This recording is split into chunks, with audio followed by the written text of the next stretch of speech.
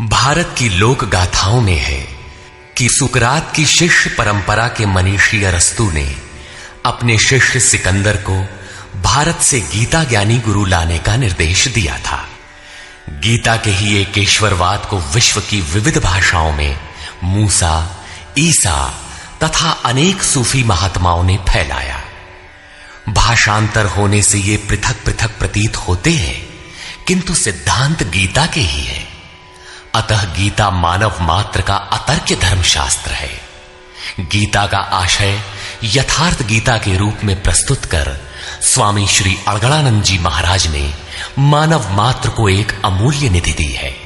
गीता के दसियों हजार अनुवादों के बीच दैदीप्यमान इस व्याख्या के आलोक में आप सब परम श्रेय के साधक बने।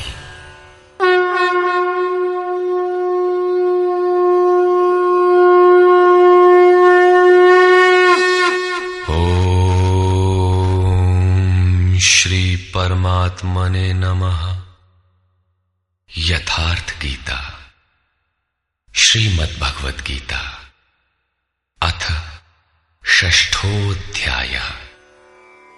संसार में धर्म के नाम पर रीति रिवाज, पूजा पद्धतियों, संप्रदायों का बाहुल्य होने पर कुरीतियों का शमन करके एक ईश्वर की स्थापना एवं उसकी प्राप्ति की प्रक्रिया को प्रशस्त करने के लिए किसी महापुरुष का आविर्भाव होता है।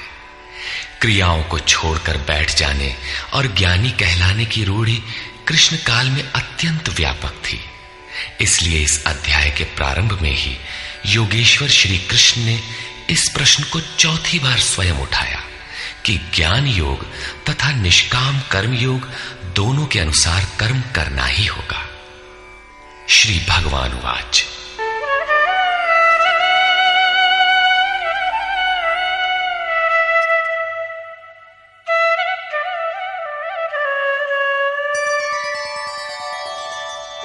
अनाश्रितः कर्मफलम् कार्यं कर्म करोति यः स सन्न्यासी च योगी च न निरग्निर्न चाक्रियः। श्री कृष्ण महाराज बोले, अर्जुन, कर्म फल के आश्रय से रहित होकर अर्थात कर्म करते समय किसी प्रकार की कामना न रखते हुए जो कार्यम कर्म करने योग्य प्रक्रिया विशेष को करता है, वही सन्यासी है, वही योगी है। केवल अग्नि को त्यागने वाला तथा केवल क्रिया को त्यागने वाला न सन्यासी है न योगी। क्रियाएं बहुत सी हैं, उनमें से कार्यम कर्म करने योग्य क्रिया, नियत कर्म निर्धारित की हुई कोई क्रिया विशेष है, वो है यज्ञ की प्रक्रिया, जिसका शुद्ध अर्थ है आराधना, जो आराध्य देव में प्रवेश दिला देने वाली विधि विशेष है। उसको कार्य रूप देना कर्म है। जो उसे करता है वही सन्यासी है, वही योगी होता है। केवल अग्नि को त्यागने वाला कि हम अग्नि नहीं छूते, या कर्म त्यागने वाला कि मेरे लिए कर्म है ही नहीं, मैं तो आत्मज्ञानी हूं, केवल ऐसा कहे और कर्म आरंभ ही न करे, करने योग्य क्रिया विशेष न करे, तो वो न सन्यासी है न योगी। इस पर और देखें। यम सन्न्यासमिति प्राहुः योगं तं विद्धि पांडव नह्य सन्न्यस्त संकल्पो योगी भवति कश्चन। अर्जुन, जिसे सन्यास ऐसा कहते हैं उसी को तू योग जान, क्योंकि संकल्पों का त्याग किए बिना कोई भी पुरुष योगी नहीं होता। अर्थात कामनाओं का त्याग दोनों ही मार्गियों के लिए आवश्यक है। तब तो सरल है कि कह दे कि हम संकल्प नहीं करते और हो गए योगी सन्यासी। श्री कृष्ण कहते हैं ऐसा कदापि नहीं है। आरुरुक्षोर्मुनेर्योगं कर्म कारणमुच्यते योगारूढस्य तस्यैव शमः कारणमुच्यते। योग पर आरूढ़ होने की इच्छा वाले मननशील पुरुष के लिए योग की प्राप्ति में कर्म करना ही कारण है, और योग का अनुष्ठान करते करते जब वो परिणाम देने की अवस्था में आ जाए, उस योगारूढ़ता में शमः कारणम उच्यते, संपूर्ण संकल्पों का अभाव कारण है। इससे पहले संकल्प पिंड नहीं छोड़ते। और यदा हीनेन्द्रियार्थेषु न कर्मस्वनुषज्यते सर्वसंकल्पसन्न्यासी योगारूढ़स्तदोच्यते। जिस काल में पुरुष न तो इंद्रियों के भोगों में आसक्त होता है और न कर्मों में ही आसक्त है, योग की परिपक्वावस्था में पहुंच जाने पर आगे कर्म करके ढूंढने किसे। अतः नियत कर्म आराधना की आवश्यकता नहीं रह जाती, इसलिए वो कर्मों में भी आसक्त नहीं है। उस काल में सर्व संकल्प सन्यासी, सर्व संकल्पों का अभाव है, वही सन्यास है, वही योगारूढ़ता है। रास्ते में सन्यास नाम की कोई वस्तु नहीं है। इस योगारूढ़ता से लाभ क्या है? उद्धरेदात्मनात्मानं नात्मानमवसादयेत् आत्मैव ह्यात्मनो बन्धु आत्मैव रिपुरात्मनः। अर्जुन, मनुष्य को चाहिए कि अपने द्वारा अपना उद्धार करे, अपने आत्मा को अधोगति में न पहुंचावे, क्योंकि वो जीवात्मा स्वयं ही अपना मित्र है और यही अपना शत्रु भी है। कब ये शत्रु होता है और कब मित्र, इस पर कहते हैं बन्धुरात्मात्मनस्तस्य येनात्मैवात्मना जितः अनात्मनस्तु शत्रुत्वे वर्तेतात्मैव शत्रुवत्। जिस जीवात्मा द्वारा मन और इंद्रियों सहित शरीर जीता हुआ है, उसके लिए उसी का जीवात्मा मित्र है, और जिसके द्वारा मन और इंद्रियां सहित शरीर नहीं जीता गया है, उसके लिए वो स्वयं शत्रुता में बरतता है। इन दो श्लोकों में श्री कृष्ण एक ही बात कहते हैं कि अपने द्वारा अपने आत्मा का उद्धार करें, उसे अधोगति में न पहुंचाएं, क्योंकि आत्मा ही मित्र है। सृष्टि में न दूसरा कोई शत्रु है न मित्र। किस प्रकार? जिसके द्वारा मन सहित इंद्रियां जीती हुई हैं, उसके लिए उसी का आत्मा मित्र बनकर मित्रता में बरतता है, परम कल्याण करने वाला होता है। और जिसके द्वारा मन सहित इंद्रियां नहीं जीती गई हैं, उसके लिए उसी का आत्मा शत्रु बनकर शत्रु में बरतता है, नीच योनियों और यातनाओं की ओर ले जाता है। प्रायः लोग कहते हैं मैं तो आत्मा हूं। गीता में लिखा है, न इसे शस्त्र काट सकता है, न अग्नि जला सकता है, न वायु सुखा सकता है। ये नित्य है, अमृत स्वरूप है, न बदलने वाला है, शाश्वत है, और वो आत्मा मुझ में है ही। वे गीता की इन पंक्तियों पर ध्यान नहीं देते कि आत्मा अधोगति में भी जाता है, आत्मा का उद्धार भी होता है, जिसके लिए कार्यम कर्म करने योग्य प्रक्रिया बताई गई है। अब अनुकूल आत्मा के लक्षण देखें।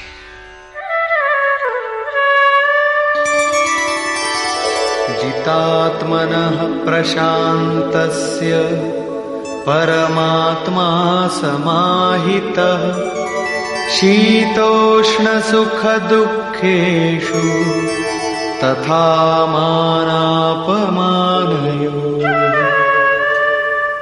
सर्दी गर्मी, सुख दुख और मान अपमान में जिसके अंतःकरण की वृत्तियां भली प्रकार शांत हैं, ऐसे स्वाधीन आत्मा वाले पुरुष में परमात्मा सदैव स्थित है, कभी विलग नहीं होता।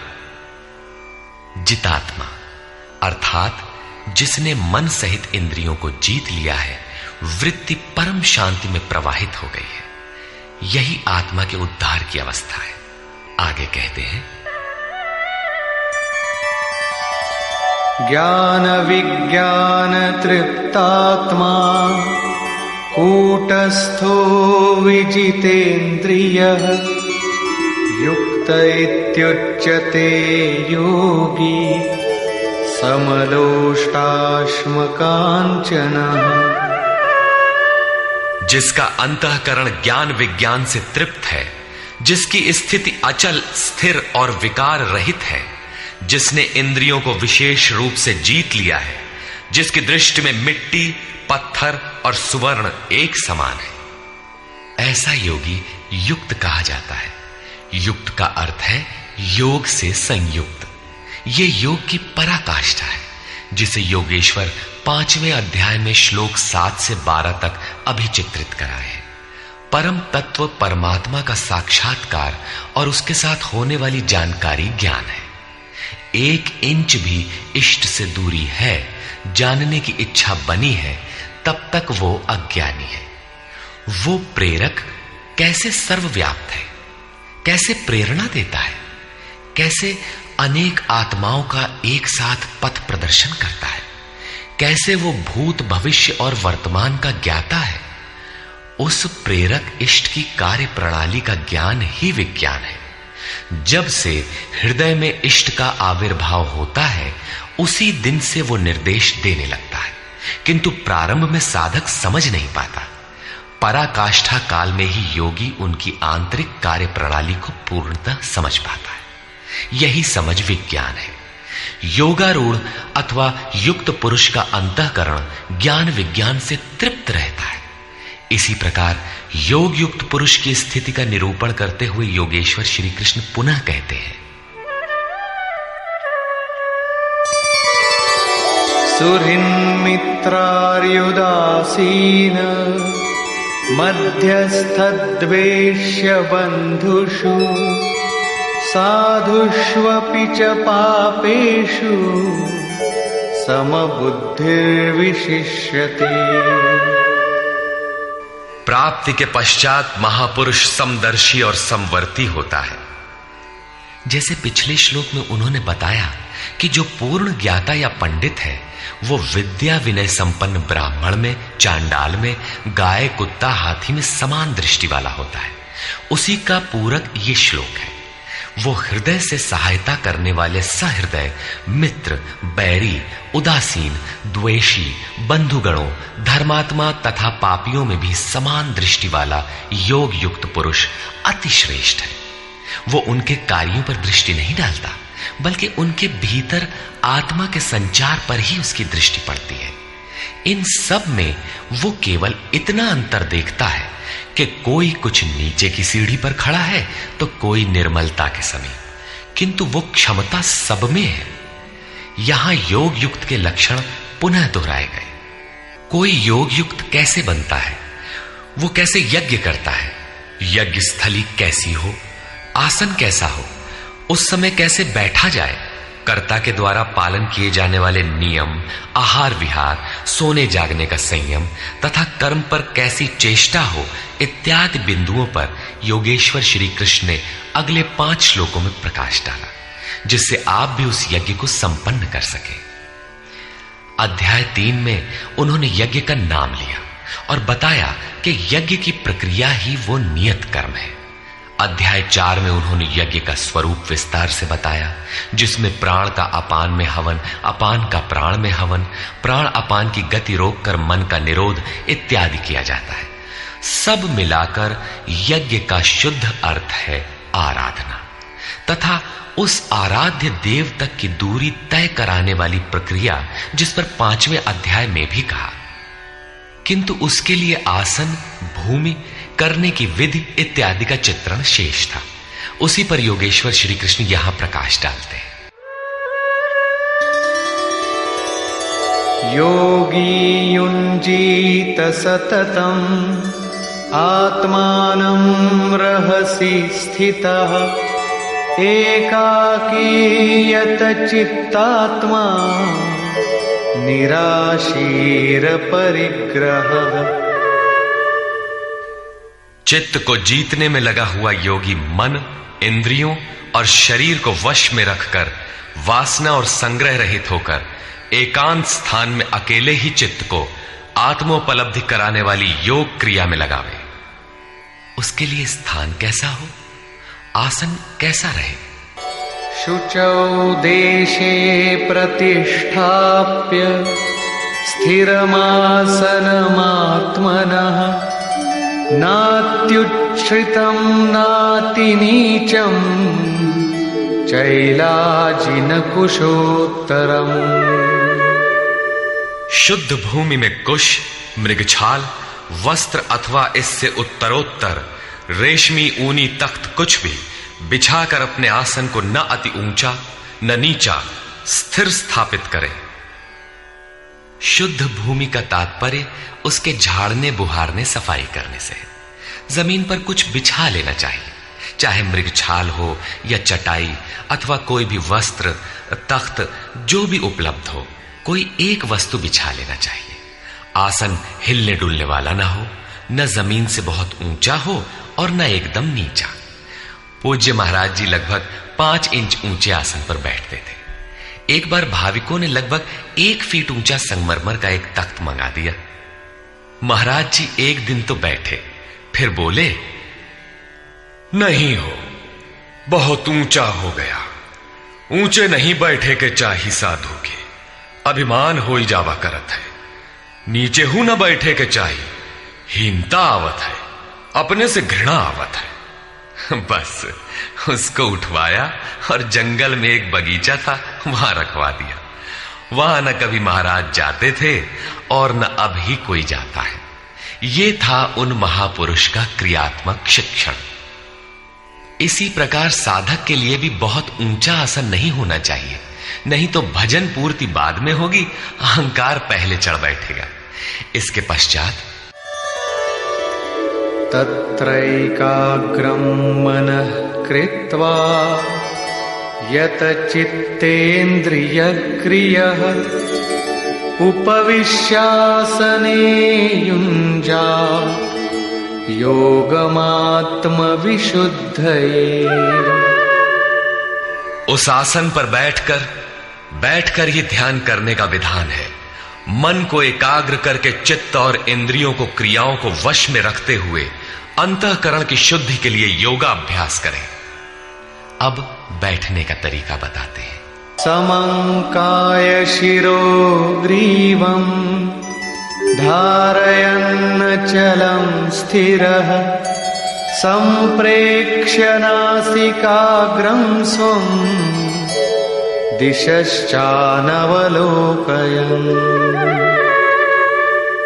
शरीर, गर्दन और सिर को सीधा, अचल, स्थिर करके जैसे कोई पटरी खड़ी कर दी गई हो, इस प्रकार सीधा दृढ़ होकर बैठ जाए और अपनी नासिका के अग्रभाग को देखकर, नासिका की नोक देखते रहने का निर्देश नहीं है, बल्कि सीधे बैठने पर नाक के सामने जहां दृष्टि पड़ती है वहां दृष्टि रहे।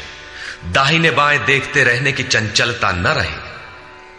अन्य दिशाओं को न देखता हुआ स्थिर होकर बैठे और प्रशांतात्मा विगतभीः ब्रह्मचारि व्रते स्थितः मनः संयम्य मच्चित्तो युक्त आसीत मत्परः। ब्रह्मचर्य व्रत में स्थित होकर। प्रायः लोग कहते हैं कि जननेंद्रिय का संयम ब्रह्मचर्य है, किंतु महापुरुषों की अनुभूति है कि मन से विषयों का स्मरण करके, आंखों से वैसे दृश्य देखकर, त्वचा से स्पर्श कर, कानों से विषयोत्तेजक शब्द सुनकर जननेंद्रिय संयम संभव नहीं है। ब्रह्मचारी का वास्तविक अर्थ है ब्रह्म आचरति स ब्रह्मचारी। ब्रह्म का आचरण है नियत कर्म, यज्ञ की प्रक्रिया, जिसे करने वाले यान्ति ब्रह्म सनातनम, सनातन ब्रह्म में प्रवेश पा जाते हैं। इसे करते समय स्पर्शान कृत्वा बहिर्बाह्यान, बाहर के स्पर्श, मन और सभी इंद्रियों के स्पर्श बाहर ही त्याग कर चित्त को ब्रह्म चिंतन में, श्वास प्रश्वास में ध्यान में लगाना है। मन ब्रह्म में लगा है तो बाह्य स्मरण कौन करे? यदि बाह्य स्मरण होता है तो अभी मन लगा कहां? विकार शरीर पर नहीं, मन की तरंगों में रहता है। मन ब्रह्माचरण में लगा है तो जननेन्द्रिय संयम ही नहीं, सकलेंद्रिय संयम तक स्वाभाविक हो जाता है। अतः ब्रह्म के आचरण में स्थित रहकर भय रहित और अच्छी प्रकार शांत अंतःकरण वाला मन को संयत रखते हुए मुझ में लगे हुए चित्त से युक्त मेरे परायण होकर स्थित हो। ऐसा करने का परिणाम क्या होगा?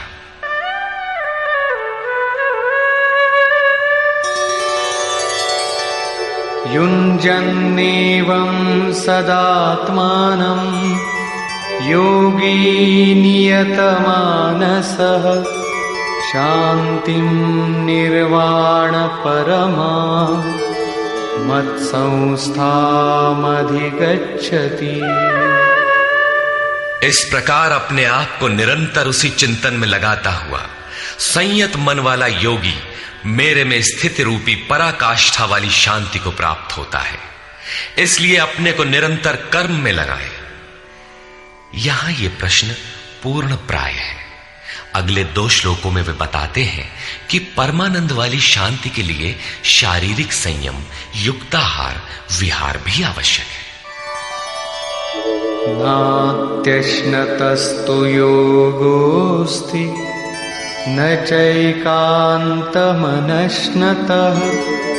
न चाति स्वप्नशीलस्य जाग्रतो नैव चार्जुन। अर्जुन, ये योग न तो बहुत खाने वाले का सिद्ध होता है और न बिल्कुल न खाने वाले का सिद्ध होता है, न अत्यंत सोने वाले का और न अत्यंत जागने वाले का ही सिद्ध होता है। तब किसका सिद्ध होता है? युक्ताहार विहारस्य युक्तचेष्टस्य कर्मसु युक्तस्वप्नावबोधस्य योगो भवति दुःखः। दुखों का नाश करने वाला ये योग उचित आहार विहार, कर्मों में उपयुक्त चेष्टा और संतुलित शयन जागरण करने वाले का ही पूर्ण होता है। अधिक भोजन करने से आलस्य, निद्रा और प्रमाद घेरेंगे, तब साधना नहीं होगी। भोजन छोड़ देने से इंद्रियां क्षीण हो जाएंगी, अचल स्थिर बैठने की क्षमता नहीं रहेगी।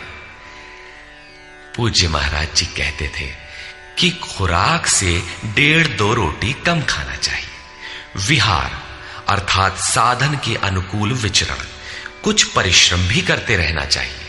कोई कार्य ढूंढ लेना चाहिए, अन्यथा रक्त संचार शिथिल पड़ जाएगा, रोग घेर लेंगे। सोना और जागना आयु, आहार और अभ्यास से घटता बढ़ता है। महाराज जी कहा करते थे, योगी को 4 घंटे सोना चाहिए और अनवरत चिंतन में लगे रहना चाहिए। हट करके न सोने वाले शीघ्र पागल हो जाते हैं। कर्मों में उपयुक्त चेष्टा भी हो, अर्थात नियत कर्म आराधना के अनुरूप निरंतर प्रयत्नशील हो। बाह्य विषयों का स्मरण न कर सदैव उसी में लगे रहने वाले का ही योग सिद्ध होता है। साथ ही यदा विनियतं चित्तम् आत्मन्येवावतिष्ठते निःस्पृहः सर्वकामेभ्यो युक्त इत्युच्यते तदा। इस प्रकार योग के अभ्यास से विशेष रूप से वश में किया हुआ चित्त जिस काल में परमात्मा में भली प्रकार स्थित हो जाता है, विलीन सा हो जाता है, उस काल में संपूर्ण कामनाओं से रहित हुआ पुरुष योग युक्त कहा जाता है। अब विशेष जीते हुए चित्त के लक्षण क्या है? यथा दीपो निवातस्थो नेङ्गते सोपमा स्मृता योगिनो यतचित्तस्य युञ्जतो योगमात्मनः। जिस प्रकार वायु रहित स्थान में रखा गया दीपक चलायमान नहीं होता, लौ सीधे ऊपर जाती है, उसमें कंपन नहीं होता, यही उपमा परमात्मा के ध्यान में लगे हुए योगी के जीते हुए चित्त की दी गई है। दीपक तो उदाहरण मात्र है। आजकल दीपक का प्रचलन शिथिल पड़ रहा है। अगरबत्ती ही जलाने पर धुआं सीधे ऊपर जाता है यदि वायु में वेग न हो। यह योगी के जीते हुए चित्त का एक उदाहरण मात्र है। अभी चित्त भले ही जीता गया है, निरोध हो गया है, किंतु अभी चित्त है। जब निरुद्ध चित्त का भी विलय हो जाता है तब कौन सी विभूति मिलती है, देखें। यत्रो परमते चित्तम निरुद्धं योग सेवया यत्र चैवात्मनात्मानं पश्यन्नात्मनि तुष्यति। जिस अवस्था में योग के अभ्यास से बिना अभ्यास के कभी निरोध नहीं होगा, अतः योग अभ्यास से निरुद्ध हुआ चित्त भी उपराम हो जाता है, विलय हो जाता है, मिट जाता है। उस अवस्था में आत्मना, अपनी आत्मा के द्वारा, आत्मानम, परमात्मा को देखता हुआ, आत्मनि एव, अपने आत्मा में ही संतुष्ट अपनी ही आत्मा से होता है। क्योंकि प्राप्ति काल में तो परमात्मा का साक्षात्कार होता है, किंतु दूसरे ही क्षण वो अपने ही आत्मा को उन शाश्वत ईश्वरीय विभूतियों से ओतप्रोत पाता है। ब्रह्म अजर, अमर, शाश्वत, अव्यक्त और अमृत स्वरूप है। तो इधर आत्मा भी अजर, अमर, शाश्वत, अव्यक्त और अमृत स्वरूप है तो, किंतु अचिंत्य भी है। जब तक चित्त और चित्त की लहर है तब तक वो आपके उपभोग के लिए नहीं है। चित्त का निरोध और निरुद्ध चित्त के विलय काल में परमात्मा का साक्षात्कार होता है और दर्शन के ठीक दूसरे क्षण उन्हीं ईश्वरीय गुण धर्मों से युक्त ही अपने आत्मा को पाता है। इसलिए वो अपने ही आत्मा में संतुष्ट होता है। यही उसका स्वरूप है, यही पराकाष्ठा है। इसी का पूरक अगला श्लोक देखें। सुखमात्यन्तिकं यत्तत् बुद्धिग्राह्यमतीन्द्रियं वेत्ति यत्र न चैवायं स्थितश्चलति तत्वतः। तथा इंद्रियों से अतीत, केवल शुद्ध हुई सूक्ष्म बुद्धि द्वारा ग्रहण करने योग्य जो अनंत आनंद है, उसको जिस अवस्था में अनुभव करता है और जिस अवस्था में स्थित हुआ योगी भगवत स्वरूप को तत्व से जानकर चलायमान नहीं होता, सदैव उसी में प्रतिष्ठित रहता है। तथा यं लब्ध्वा चापरं लाभं मन्यते नाधिकं ततः यस्मिन् स्थितो न दुःखेन गुरुणापि विचाल्यते। परमेश्वर की प्राप्ति रूप जिस लाभ को, पराकाष्ठा की शांति को प्राप्त कर उससे अधिक दूसरा कुछ भी लाभ नहीं मांगता, और भगवत प्राप्ति रूप जिस अवस्था में स्थित हुआ योगी बड़े भारी दुख से भी चलायमान नहीं होता, दुख का उसे भान भी नहीं होता, क्योंकि भान करने वाला चित्त तो मिट गया।